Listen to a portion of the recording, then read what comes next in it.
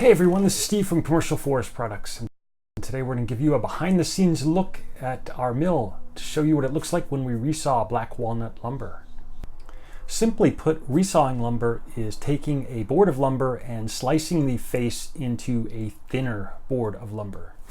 Now, if you have a small shop of your own, this may be something you've done on a table saw. It's a bit of a slow, tedious process, but you can do it.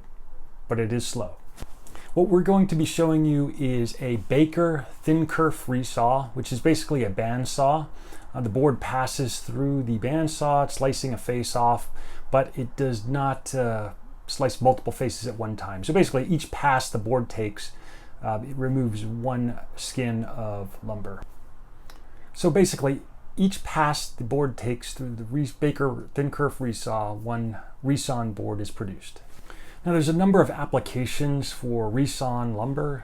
You may be making engineered flooring skins or engineered door style skins. Anything where basically you need something that's thicker than veneer, but thinner than a standard 4/4 board of lumber. In the example we're about to show you at the mill, we are taking 8/4 Quartersawn American Black Walnut and resawing a 5/16 skin off the top. The width of these skins are anywhere from 7 to 10 inches wide. You're going to see the board go into the resaw, and you're going to see that the saw blade is set up to slice off a 5/16 skin. So if we were to keep doing that, if we wanted to take that whole 8/4 board down and create nothing but skins, we would have to pass it probably 4 or 5 times through the machine. But for this example, we're just going to show you one pass so you can see what the Baker thin-kerf resaw looks like and how it operates.